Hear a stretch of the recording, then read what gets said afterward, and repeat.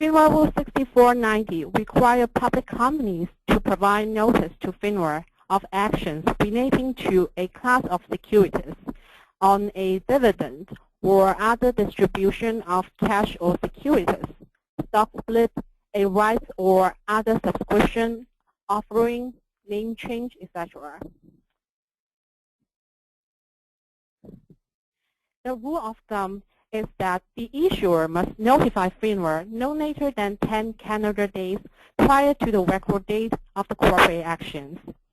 According to FINRA Rule 6490, the 10 calendar day commences when the issuer provides all applicable requirements of Rule 10b-17 to FINRA. A late notification will result in paying more fee to FINRA, and this is up to $5,000. So it's very important that to have a good time management and an understanding of the whole procedure.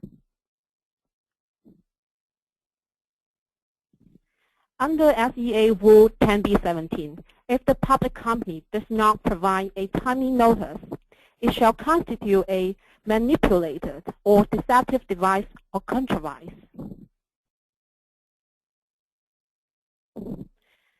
So the regulatory purpose of Rule 10b-17 is a public disclosure, which requires the public company to provide to the public investor with information related to important corporate actions, such as reverse split and forward split. In this way, it could prevent the insider transactions. And FINRA is the largest regulator for securities firms, and it has the role in performing issuer-related functions. So notifying FINRA beforehand will prevent fraudulent activities of the company. Here we sum up 5 most important things to know for the FINRA notification application.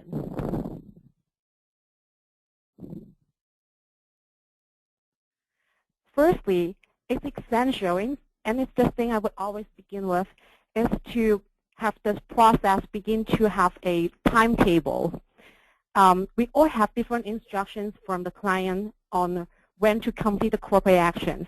So it's very important to plan ahead and to make sure all the requisite documents are available and complete within the time frame. It's a very simple step. You can outline the documentation and also the deadline of completing the document. And you can also put a reminder on the calendar for the timeline. With this timetable, it's much easier to manage the whole process.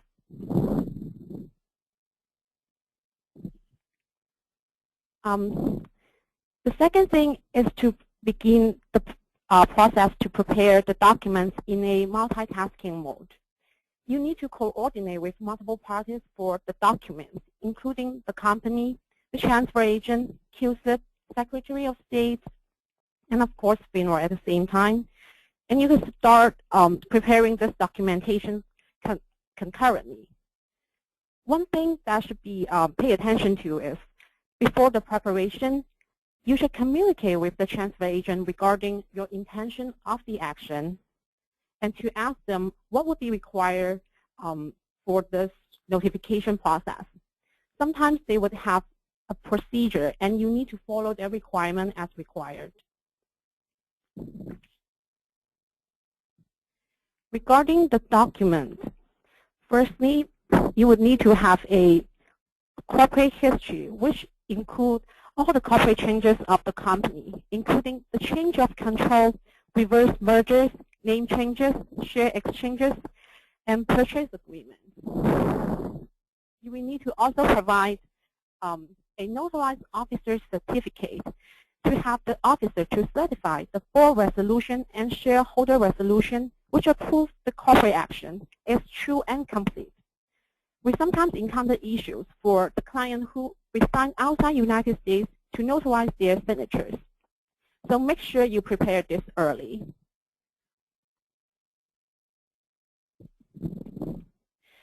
We also need to provide articles of incorporation and articles of amendment to document this action.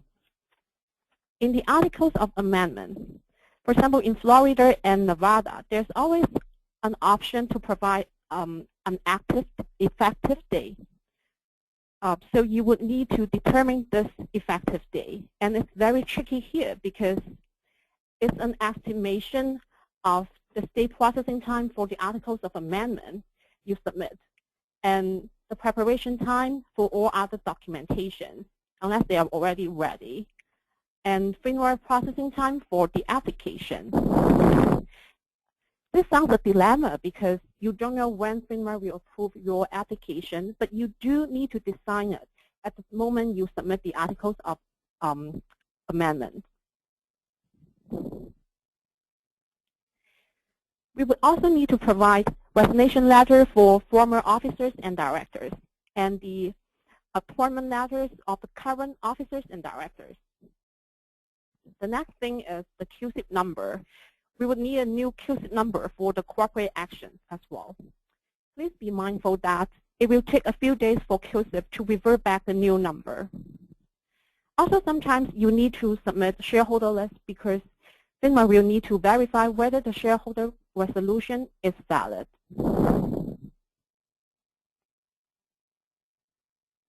The third tip we want to give out is in the FINRA notification, you don't need to make a perfect package before submitting your application.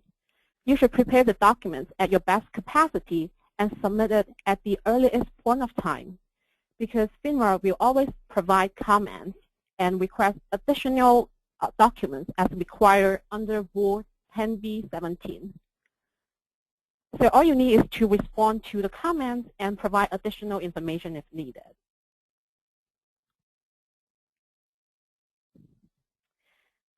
The fourth thing is that you need to keep in mind to reserve enough time for FINRA to process the whole review, because it's a lengthy review process. I will suggest to reserve at least 30 days for FINRA to process. And in practice, we have cases that FINRA will complete the reviewing process in 2 to 3 weeks. But I would say 30 days is a very conservative option.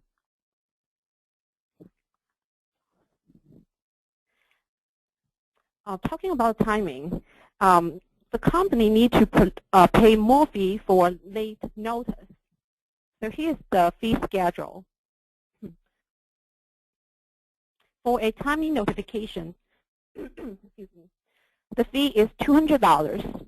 If the notification is submitted 5 to 9 calendar days prior to the corporate action date, the fee is $1,000. For the late notification, which is submitted 1 to 4 calendar days of the corporate action, the fee is $2,000. If the notification is submitted on or after the corporate action date, the fee would be $5,000. If you request a symbol change, the fee is $500, and for the initial symbol setup and deletion, it would be at no charge. There is an appeal fee of $4,000 for the appeal. If FINRA determines the company-related action is deficient, FINRA will provide written notice to the company, and the company can appeal a deficiency determination to a 3-member committee comprised of current or former industry members of FINRA's UPC committee within 7 calendar days after the service of notice.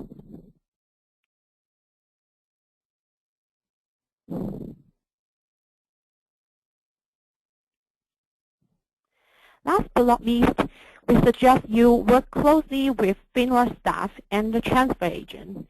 FINRA usually assigns a specialist to process the application. So you could communicate with the specialist regarding any comments, missing documents, and information, etc. And most importantly, you can check with your specialist regarding the status of your application. It is also very important to coordinate with the transfer agent and to have the transfer agent to confirm all the company's information. After the review, FINRA will send you a confirmation on receiving all the necessary documents, and it will approve the action in a couple of days after receiving the confirmation on the information. So these are all the 5 tips we want to share with all of you. And do you have anything to add, Darren? Okay.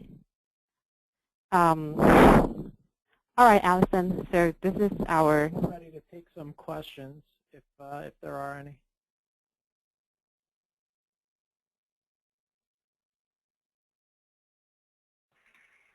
Thank you guys very much for that informative presentation. If anybody has any questions, you can submit them at this time. If there are no questions, or if you come up with a question after the presentation, please feel free to reach out to Gracie, Darren, or myself, and we will make sure that those questions get answered. I will send around the contact information for everybody to all those that tuned in today. And for future reference, the webinar is being recorded and is available on the Pacific Stock Transfer webpage if you'd like to reference it in the future. It doesn't look like we've got any questions coming in, so with that, thank you so much, Gracie and Darren. That was a great presentation. And thank you, everyone, for tuning in. Thank you, Allison. Thank you. Bye-bye. All right, bye.